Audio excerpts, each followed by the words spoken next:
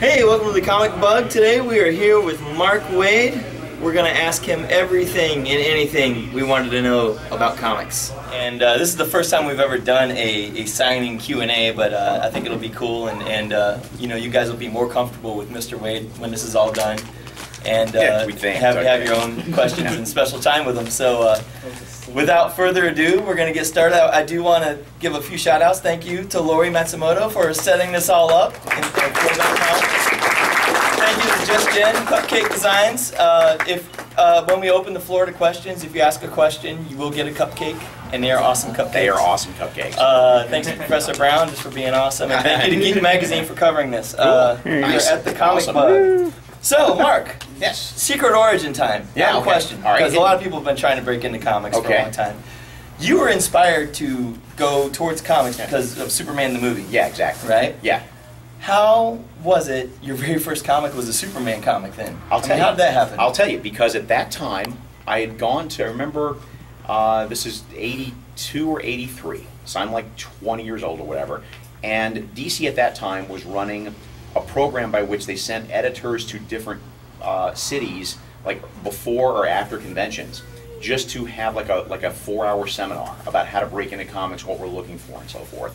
And there was an editor up there at the time who was in charge of new talent, and his name was Sal Amendola. He's Dick Giordano's cousin, or what? And he was looking for. He was basically just giving us the spiel about here's what a portfolio should look like. I'll look at artwork. Here's if writers, it's harder to break in.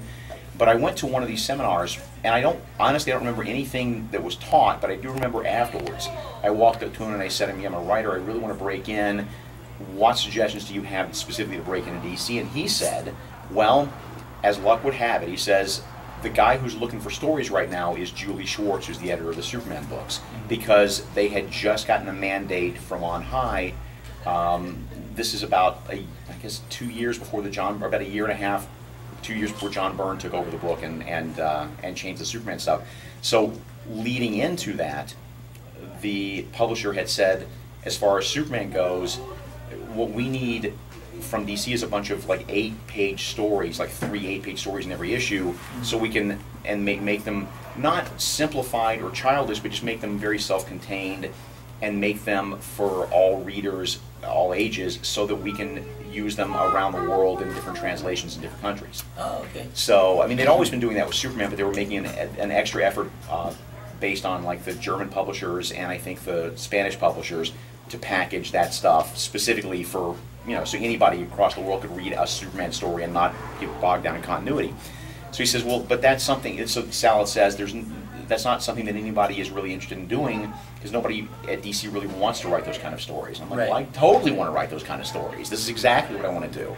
So that gave me the ammo to make a pitch to Julie Schwartz, who I knew, having done some reporting for fan magazines and stuff.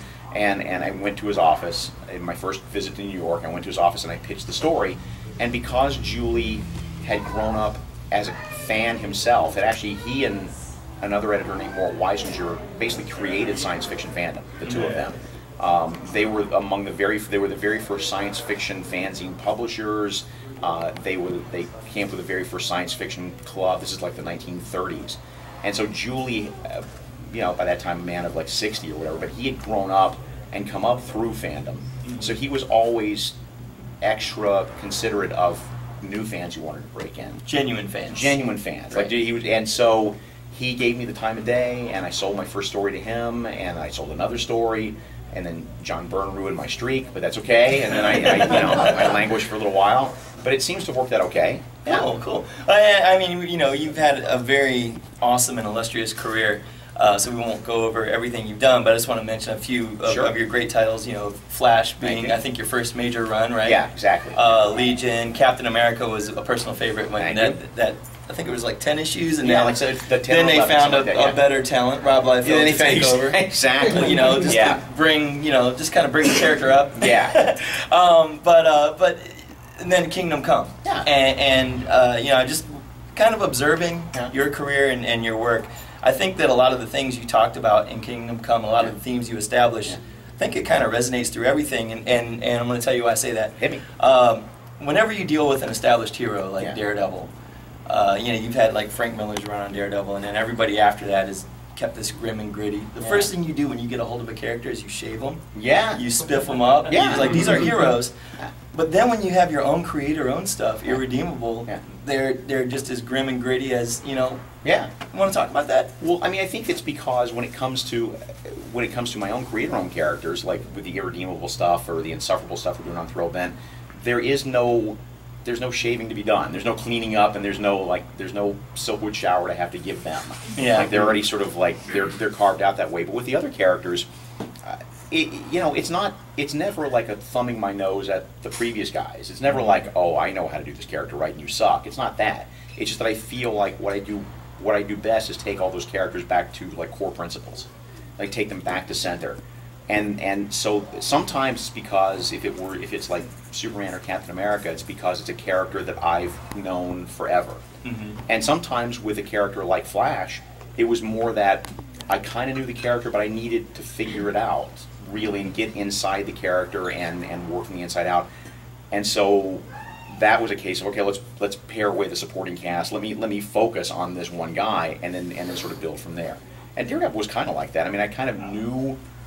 I mean, I certainly knew the character, but I've never really thought much about Daredevil. Yeah. Until we started this run, and then it was a matter of, all right, well, let me just clear away all the detritus and all the continuity and stuff, and not disavow it, but let's just find a new path forward. And he even kind of acknowledges it many times in the series, like, oh, I'm trying to be happy, not be the. I think it's really important. I think that's the good. way. It acknowledges that he was like that. I think it's the way. I think it's the way that you can do such a radical break with what the tone of the series that's gone before, without people feeling disenfranchised, that people just going, oh, look, he's just throwing everything out and he's making it a Silver Age goofy book. Yeah. No, we made it very clear in the first issue. No, we clearly acknowledge and we're building on all of Matt's history, but you know, anybody who has had the horror, you know, the horrible life, the traumas that he's been through, you've just got to reach a point where you're like, I gotta stop. I got to stop living the life that I'm living because it's going nowhere, and I wake up every morning more miserable than the previous morning. So something's got to give. Yeah. So I just, that seemed like a fairly heroic choice to make to me. And it's fun. I mean, to me, it harkens back to the fun Marvel comics of the '60s, and that's Daredevil is one of my top 5 titles on stands right now. I'll tell you the other 4 later. Excellent. All right. Okay, so now you're also writing Indestructible Hulk, and Daredevil now is retroactively becoming a Marvel Now title. Yeah. Right. Yeah. What is Marvel Now? I can't. I've looked up and down. I can't figure out what is Marvel Now. It's really just a shot in the arm. It's not. It's a way of sort of revitalizing the characters without doing what the New 52 did at DC. This is not a continuity swipe. This is not. Nothing's being, disavowed. No continuity or history is being changed. It's just basically a shot across the bow, so that readers who may be on the fence and they pick up issue 400 of something and go, I'm afraid of picking this up because I'm not sure that I don't need 400 issues of continuity to understand it. It's just a very clear signal across the bow. Start here. And we made a very clear effort in every one of these first issues to make sure that, more than ever, like, here's what the character is, here's what he wants, here's what's in his way, here's a supporting cast, here's his powers, like, again, a fresh start in a sense that anybody should be able to pick up any of these comics and go, oh, okay, I get it. Kind of what you already did with Daredevil. Kind of. They said let's that worked well there. Let's try to do it across the whole line. And now Daredevil is tying back into that. And we're not going to relaunch with the #1 because it doesn't make sense after just a year and a half. But I'll still do, the Daredevil issue that coincides with the Marvel Now relaunch. It'll be a jumping on. It'll be more of a jumping on point. I mean, we will have ended the Coyote story that we're doing now, the previous issue, or a couple issues before that. And then we'll do sort of a jumping on here. Yeah. Did you sell your entire comic collection? Yes, I did. All of it? Every last one. Who'd you sell it to, #1? Well, first of all, actually, it's on consignment with Judd Meyer. Earth. Yeah, actually, no longer Earth 2. Actually, Blast Off Comics now. Oh, okay. And he's opening in a couple of weeks, but he's far enough away from you where I can mention that. That's fine. Yeah, we're a community. I like to think of us as. But no, Judd's a good guy. So it went on consignment with the whole collection, like the entire. Every DC published since like 1950. I did like thousands of Marvel comics. I think it was about 100 long boxes, maybe more. And it's been, I've had a comic collection since I was 5. And but there were a couple things that were going on. One was that I sort of reached a point where, especially with the DCs, I would just kind of take them and just drop them in a pile in the room and sort through them later, and the piles got bigger and bigger, and I wasn't enjoying some of the newer comics as much, and it also so completed so many of my older runs that there wasn't much more in the older comics, you know, to buy, because if I didn't have it, I couldn't afford it at that point. So there was that, and there's also the sense of it coincided with launching Thrillbent, the digital stuff, and I needed capital to do that, and I kind of liked the symmetry of taking the comics of the past and taking all that stuff from my past and selling it to create the future. You can just download them anyway now. Like, I'm a collector, so I would be tossing and turning if I just. I'll show you my iPad later. So yeah, but yeah. So every last one, and I didn't keep a single one because I know that's a slippery slope. I knew that if I went back in that room and said, well, I'll just keep the world's finest collection, I'll just keep Omega the Unknown, before I know it, I'd give him like 5 boxes to sell, and so it had to be all cold turkey, huh? They came, cold turkey. They came. His wing monkeys came in one Thursday afternoon. They just cleaned out the whole room. I went in this room that for 10 years has been like, I mean seriously, an entire solid wall, like 6 high of comic boxes. Sounds magical. It does, doesn't it? Now it just sounds empty and sad. Hitting your triggers. And it was okay. The first night was a little tough. The first night was actually literally somebody called me and asked me a question about some old issue of Green Lantern, and I'm like, oh, let me go. Oh no, I can't go look it up. So, but after that, it was fine. It was fine. And then as this was a nice lucky break, and I couldn't have planned it this way. A couple of months later, I was going through some old. I was rotating like pictures and art because I got a lot of original artwork in the house and stuff, and so I would rotate stuff out, and I'm pulling up some stuff that I'd had in the closet, and I realized one of them was a framed copy of the first comic book I ever bought. So, and so it turns out that I kept that by accident, but I like the fact that was the one I kept. Yeah. So that one, my comic collection consists of 1 comic book. Yeah. What is the comic? It's Batman 180. It was one of the very first ones published right after the TV show launched in 1966, and so every kid in America, that comic sold like 1 million copies. Oh, okay. Literally 1 million copies, and with almost no returns from news dealers. It was like every kid in America wanted a Batman comic, and that was the one that got me in. And you mentioned every kid in America, and I think that kind of brings us to Thrillbent, because you know, if you want a comic, you have to go to a comic book store, pretty much, and that's. I'm assuming one of the reasons you launched Thrillbent. Yeah, I mean, we are spoiled because if you live in Los Angeles, there's several good comic stores to go to. If you live in New York, there's a bunch of places to go. And I love comic stores. And again, I've spent more time in comic stores than I have in church. Than It is my church. Exactly. Yeah. So, but California, Texas, New York, and the Chicago area, just the Chicago area, that's something like 40 to 50% of all comic stores just there. I didn't know that. And the rest of them have to be spread out across the country. And you know, I look at the towns I grew up in Alabama and stuff. It would have, it's like a 3-hour drive to a comic store. And then it's one of those that won't be one of the nice full-service ones like this one. It'll be a comic store where they just order like the top 50 sellers from Diamond, you know, and they'll order 1 copy. And if you're not there on Wednesday to get it, then you're out of luck.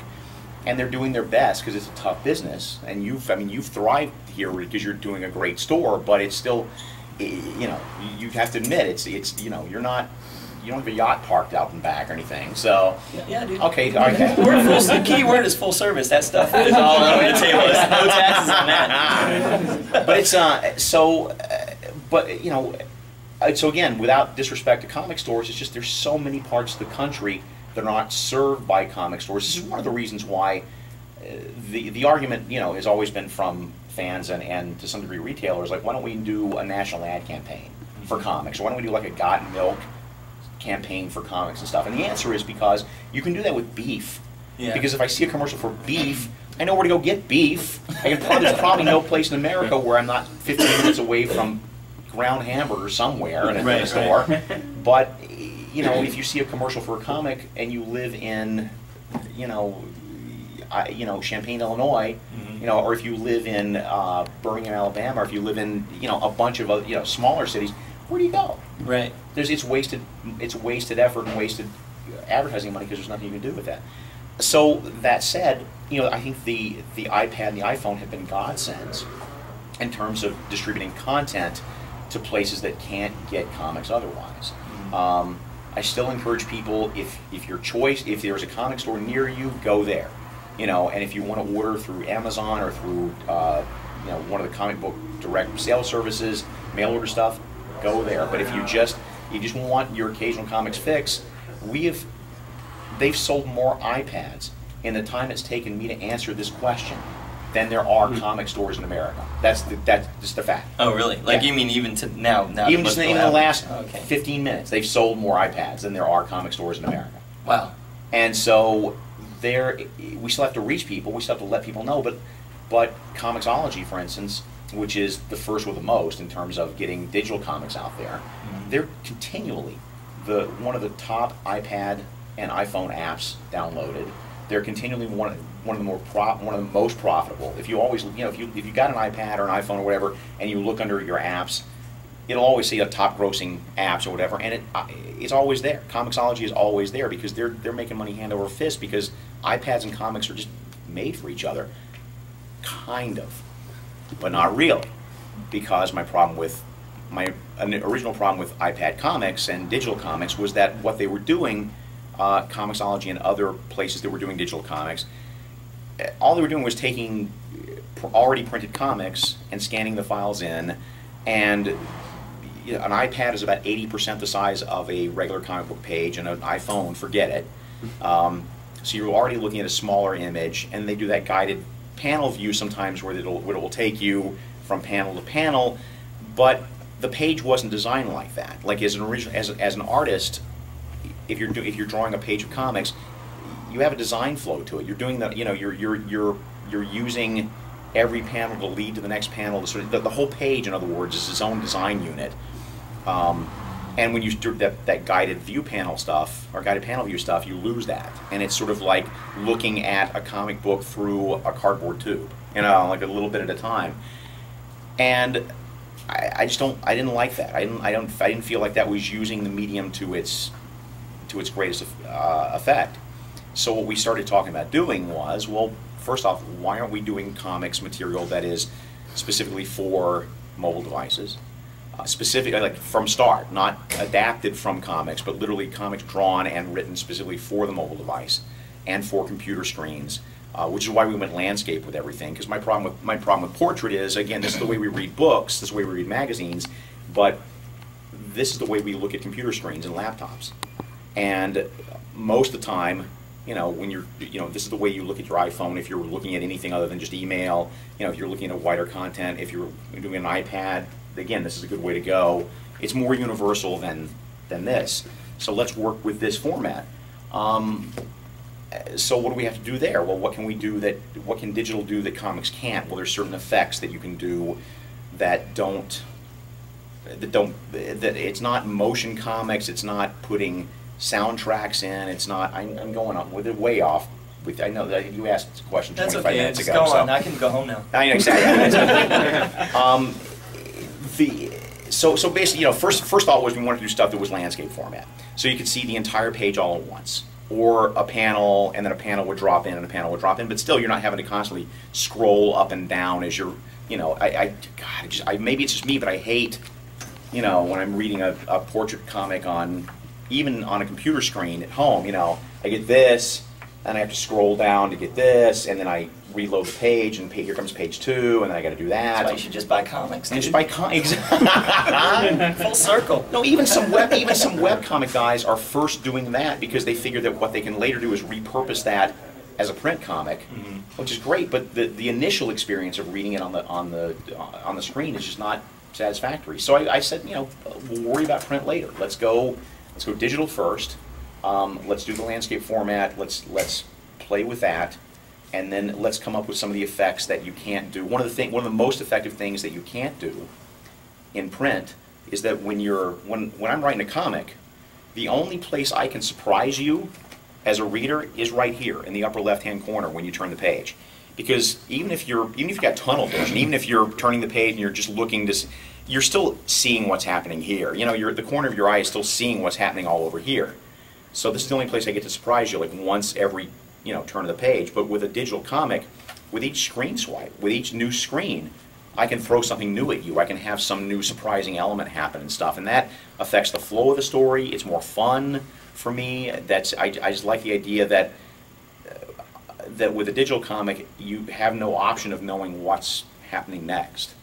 I noticed, yeah, you really thought about the format too, because you'll look at a panel and it won't have any dialogue, and then you click the next page or next panel, and then the bubble, so you get those beats that you want to have, and exactly, and reveals. So okay. I mean, it was that said, there were lines I draw in the sand, and I think for all web cartoonists, everybody draws the line in the sand in a different place. But where I draw, I don't know, the people I tend to affiliate with, the other people who are doing web comics with Thrillbent, is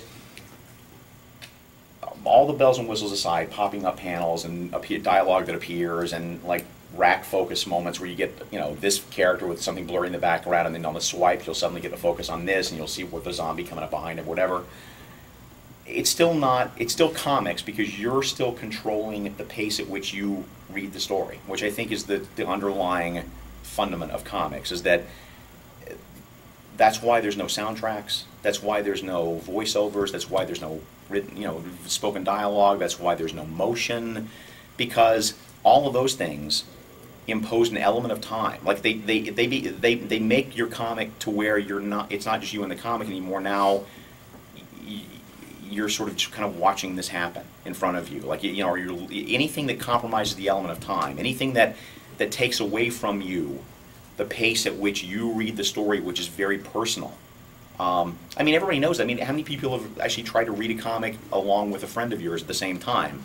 And nobody reads the same time. Nobody reads the same pace. And it's constantly one guy has to wait for the other guy to catch up and then go, okay, turn the page. And that's no way to read a comic. I mean, I've never read a comic like that. Yeah, seriously. That's you're like, let's read this the same time. And then, yeah, I mean, it's, you know, what, hey, let's read this. And then it's, oh, let me know when you're done.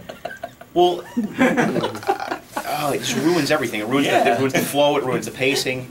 And so I kind of feel like voiceovers, actors doing dialogue and stuff, it's kind of the same thing. I hate motion comics, and the Watchmen one is the worst, when they have the guy doing everybody's voice. Like, hey, how are you doing? I know. How are you? I know. How are you, comedian? Fine, Rorschach. It's terrible. I know. And with that stupid stop motion. It's like those. I mean, which these were better, but the Marvel cartoons of the '60s. I know, exactly. Those were so cool because it was like just, you know. When I was a really young kid, there was one called Clutch Cargo. Oh yeah. It was even worse because it was that sort of super limited animation, mouth, right? And they would superimpose the mouth, the real actor's mouth, over the character on the screen, and so you could see human lips moving, and it was very creepy. And that was the extent of the animation. So anything, like I said, anything like that, I have no use for it. Because I feel like at the end of the day, I want to control the pace at which I read the comic. But that still, it still leaves us other tools we can use. It's a different animal. It won't replace a comic, because I still, like a lot of people, I still like having the tactile object in my hands. Yeah. I like being able to flip through at lightning speed, which is at digital comics you really can't. You know, if I'm the only time it becomes a pain in the ass is when I'm doing research. And I'm looking on screen at a comic, and I'm having to look for like certain images or panels or whatever. With I could do this with a printed book. There's advantages and disadvantages, but I really, that was the impetus. I really wanted to try that form of storytelling and see what we could do with it. And we've been just phenomenally successful. I mean, I am staggered that we seem to be in the right place at the right time. And we seem to be doing something that people are really hip to, which is great. It's the first digital comic I ever read, Woo! and I just want to let you know that. But I have one more question I want to open it up to the folks out here. But so, a portion of today's proceeds are going to the Braille Institute. Ooh. Thanks, Mark, and thank you guys for buying stuff and stuff.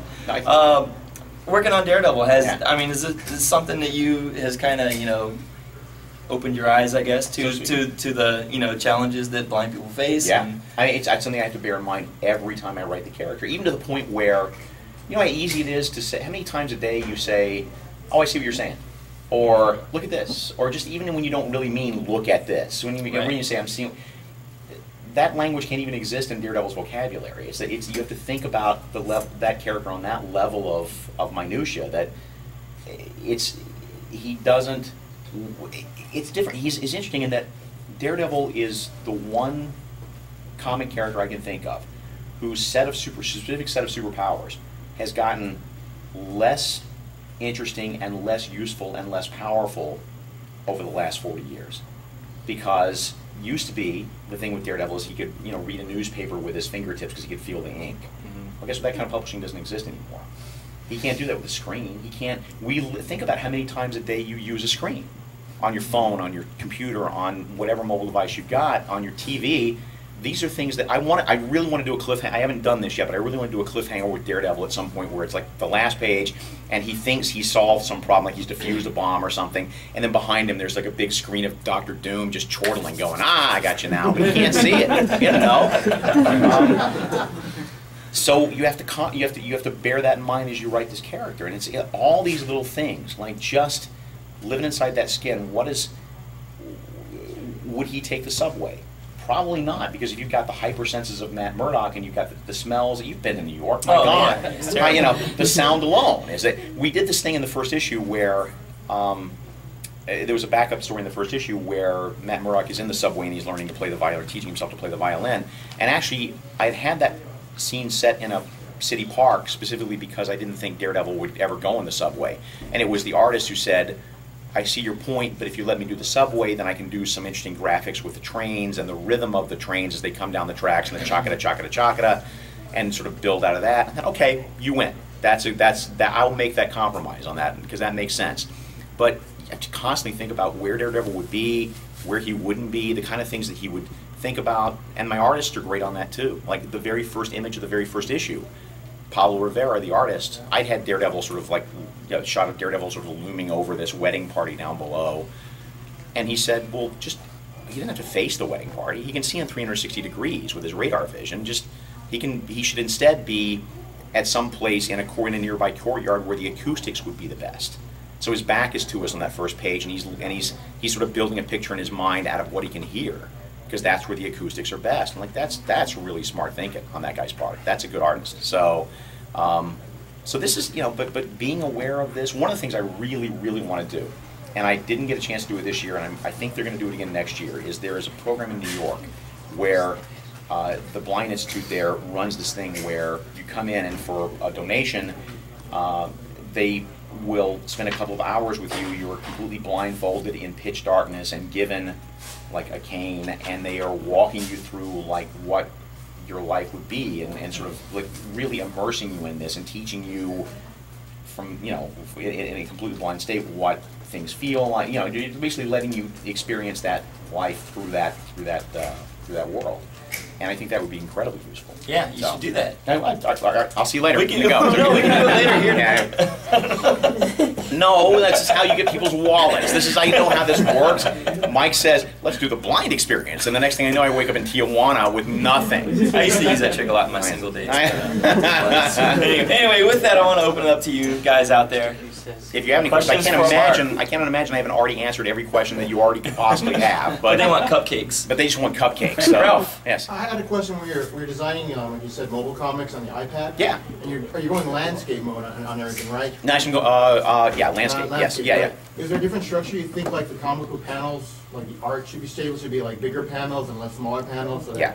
And is there a different flow that you're thinking of, and is the landscape like one page, or is it a spread, or? I like it better as one page. I like it better as, because I like the idea of being able to get all of the page in your perspective at one time, unless you're doing a specific effect, where like you're getting an image, and then on the swipe, like a balloon comes up or a new image or something. But I don't like having to do that and then swipe over to see the rest of the image, even if you're doing.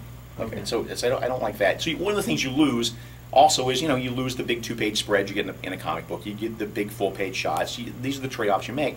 But I'm trying for fewer panels per page, 3 at the most, I tend to think, unless they're like really tiny shots. I'm trying to do fewer words. I'm not having a whole lot of luck so far, but I'm trying to coach the other guys who are working with me on this stuff to think about one balloon per panel, maybe two, and try to keep them fairly short because we want those comics to scale down so you can still read that lettering. Man, great. Is it still going like this, like the reading, or is it going like this? It's still going like straight across. It's still going straight across. It's still going. You know, it's reads like a comic page on its side. But you can, you know, the nice thing about 3 panels too is that it gives the artist like 1 or 3. It gives the artist a choice of with 2 panels or 4 panels with an even number of panels. What I've heard from my artists is that it makes it harder to pick one that's like really a dominant image. If you know, so I don't know. I'm kind of babbling at this point, but that's my feeling is that really is the future. And I'm not saying that comics is the past, print comics is the past, but I just think that being able to read them that way and try to write them specifically for that medium rather than adapting it from another medium. How many people are old enough to have TVs that weren't widescreen? Okay, you remember pan and scan when you would watch a movie on your television and it would be, you know, here's your widescreen movie, but it would be that stupid, you know, everything's got to be this stupid square ratio. So you would, that to me is what a lot of digital comics are. You're getting that same pan and scan where you're not getting the same image you get in a movie theater. So we're trying to approximate that. You get a cupcake. Oh, it's look, you don't, man. Oh, look, last of the Mohicans I know. over here. Stars coming out. Yeah. If you don't want to talk about this publicly, I understand, but what's the theories on monetizing Thrillbent? Oh no, I'm happy to talk about that. That was one of my questions actually, but I was like, oh. It's all right. So, as you know, ladies and gentlemen, Josh Dysart. As you know, it ain't cheap to do comics, but it's not super expensive either. It's not like doing a 10-minute test reel. It's not like doing a 30-minute TV pilot. It's fairly inexpensive comparatively. So all I really wanted at first was just to make my money back at some point to cover my expenses. And we knew we couldn't sell this stuff right out of the bat right out of the gate because people didn't know what we had. So the important thing right off the bat was to make sure that it was free to read, and not only free to read on our site, but we were, thanks to Lori, we were uploading our own torrents. We're going to torrent sites. We're going to websites. We were making sure that on peer-to-peer networks we were sharing stuff because we wanted the word out. We wanted the word out, and it meant that I was sinking money in that I wasn't going to get back immediately because I have to pay. I mean, not only do I have to pay my artist, my letterer, my colorist, but I say this without, I don't, forgive me if this sounds swell-headed, I don't mean this to be, but I've reached a certain point in my visibility in my career where I'm uncomfortable with hiring brand new kids out of the box. Of course. Just because I don't want to be accused of chicken hawking. I don't want to be accused of like, oh look, Mr. Big Shot got up here and he got a big comics career and now he's paying $50 a page. Yeah. I don't want to be that guy. So I have to work with guys who are who everybody's working at a much less much more reduced rate than they would normally be working at because they believe they get an equity in it and they also believe in what we're doing. The idea was that let's get, and we will finally, by the end of November or so, we'll finally be there. Let's get to the point where we've got something new up every day. Let's get like 5 strips in rotation. One will be mine, one can be Lori's, there's a couple others that we have that we've been amassing content. And once we get like 4 or 5 out, what I like about this is that then I can turn to, let's say if you were doing one, and I would say to you, I'd say, okay, here's a couple of options for monetization that we've thought of. Mm-hmm. One is, for instance, do you take a month's worth of strips, package them together into one PDF, put a new piece of art on it, and maybe some bonus content in the back, and sell that for 99 cents. Mm-hmm. Or, do you do a model by which you can always read the new one for free, but if you want next month's ahead of time, we'll send you all 4 of those for 99 cents. Or there's a bunch of different models. So what I like about this is that by the time we get 4 or 5 different ones up, you try yours. I'll try mine. You try this one. Let's figure out. I don't want it to be a one-size-fits-all. Let's experiment and figure out what monetization stream works the best. And then once we do that, then we can all sort of gravitate toward, okay, we've all decided that PDFs are the way to go, or we've all decided that selling it through an app with bonus content is the way to go. So we'll see. And would you avoid exterior advertising? Would it all be content? Advertising is a tough one because the problem is that we're finding that unless you have just these gigantic numbers, that advertising really, it's nickels and dimes. I mean, once you get to like PvP levels, or where you get to where the penny arcade guys are doing, then advertising is paying for a lot of stuff. But at this level, you can do Google ads and stuff on the site, but it's kind of just chump change at this point. So there has to be an ad revenue model that would work. I just don't know what it is yet. So, yes, sir. Yeah, I had a question. You get a about- cupcake, by the way. Yeah, So- nice. Get this guy. That's the only reason why I had. I had a question about what's going to be the unit of a comic, in the sense that Yeah. your monthly comic is like 32 pages. Your Yeah. trade paperback is like 200, 190 to 200 pages. Yeah. So when you're coming up with something on an iPad or, Yeah. or a phone, what's the unit? Because you are talking panels, Yeah. right? All right, this is a good question. So these are much more interesting questions to me than why did you do this in Flash? So this is good. So not that you can't ask those, I'm just saying, but we can mix and match, but I'm just saying I like talking about theory. There are two, I'll try to keep this brief, but there are two answers. One is that what we have, what feels right to me in terms of a weekly installment is about 8 to 10 screens worth of material. On a gut level, now, and it turns out research backed this up, but on a gut level, it felt to me like that's enough where it's worth going every week, so that you don't just let like 5 or 6 weeks pile up. If it's 1 or 2 panels, or if it's like, one strip or whatever, I'm just gonna, I'm not gonna go back every day. I'll go back like on the weekends and catch up. I want you back when it comes out. So that, and yet it's not like 8 to 10 is not so many that it also feels like, oh, I don't have time to read this right now. And again, you get the same effect where then people will go, I don't, it's going to take me 15 minutes to read this. I don't have 15 minutes right now. I'll do it next week, and then it starts to stack up. And then in independent research, what we found out when we were talking to web designers and to guys who are really, good at this end of it, is they said, no, that's exactly right.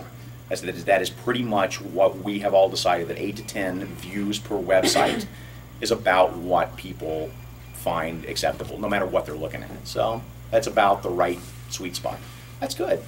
In terms of the unit of entertainment itself, I think we've been asking the wrong question. The question we were asking a year ago was, how much should a digital comic cost?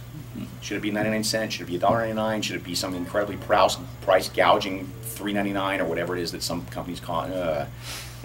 It seems a lot of money to me for something you don't own. You just you rent until you lose your iPad or whatever. I think that's the wrong question. I think the question is, I think the answer is 99 cents. I think the answer is digital comic should cost 99 cents, unless you're something with a proven track record. I think that Walking Dead could get away with charging more per issue because it has exposure. I think Batman can get away with charging more because it has more exposure. But if you're just out there doing your own webcomic and you don't have mass market appeal, but you don't have mass market, penetration, I think 99 cents. Huh? Awareness is Awareness. the word. There, thank you. I'd be a writer. I think 99 cents is the answer. So then the question becomes, okay, what can I give you for 99 cents? Right.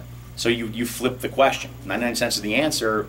I can afford to give you about 8 to 10 screens worth of art for 99 cents if I can get the numbers on PDF downloads or whatever monetization if I can get those numbers about where I think they're going to be, then 99 cents should about cover it. No one's going to get rich, but it's okay.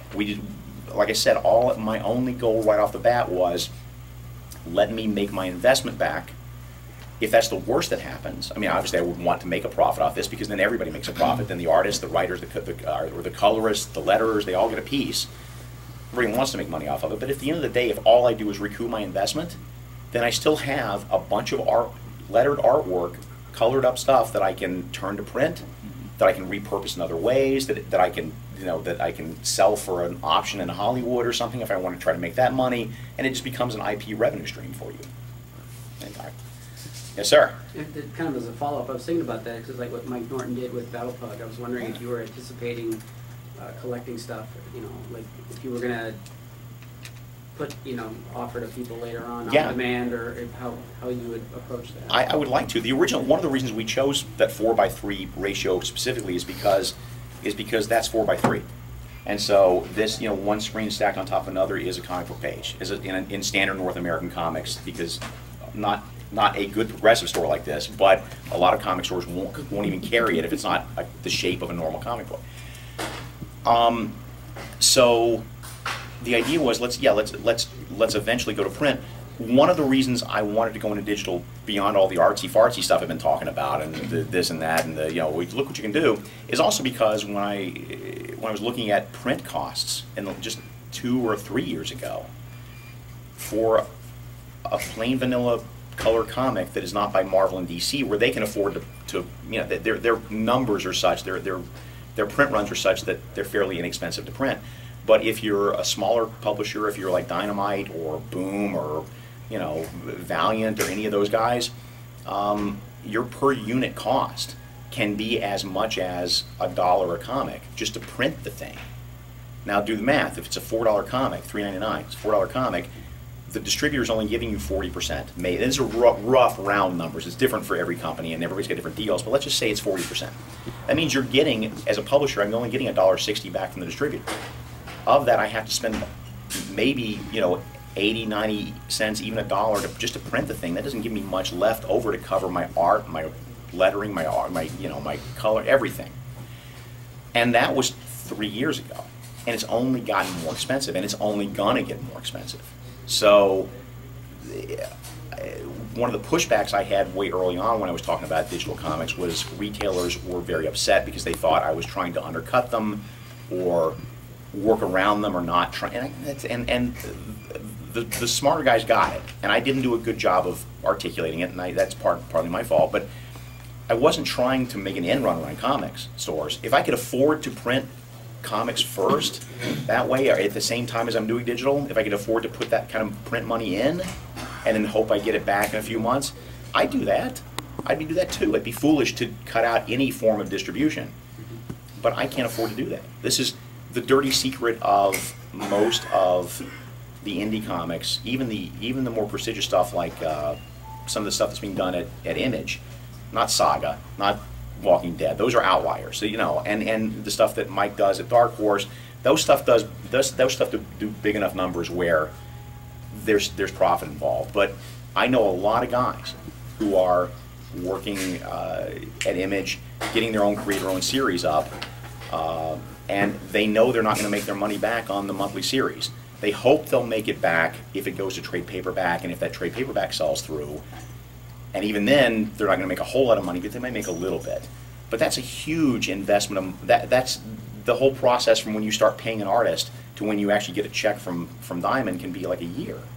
It's a lot of money to just float if you're one guy. And it's conversely with webcomics, it's just sweat equity. It's all you're losing is sweat equity, man. This is one of the things that most excites me about digital comics is that my answer, the answer that we've all given for 20 years at every convention about how do you break into comics, is no longer the answer that we get. The old answer was you get yourself published someplace else, or you do your own mini comics, or you do something and you show it to editors at conventions. That's not the answer anymore. The answer is do your own web comics and use social media to get the word out there. And I will tell you this, having dealt with the webcomic community heavily for the last year and a half, they're all really good guys, and they're all very interested in promoting each other's work. It's not a cutthroat competition. It is because everybody knows there's 6 billion potential customers.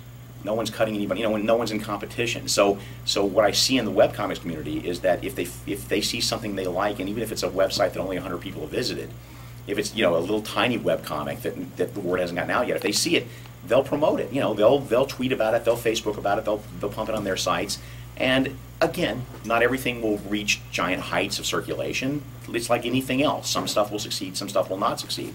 But if you're 2 kids in college and you want to be in comics and you're willing to put the sweat equity into it to just do the work, it's not all it's costing you is your web service fees, or it's costing you nothing compared to actually getting something printed. And the democratization of the art form is really cool. I mean, there's going to be a lot more crap out there, but I'm willing to take that. I'm willing to, because I think that also means that there are fewer barriers for people who are really good. So. Well, 2 more questions. All right. Question back there, sir. When you're creating content, Yeah. are you? I mean, I know most of us these Yeah. days Yeah. think trade paperback. Yeah. You know, you're thinking 100 some odd pages. Yeah. If you're thinking of ultimately doing print or maybe doing print, Yeah. are you letting that determine? Are you saying this is a 125-page story?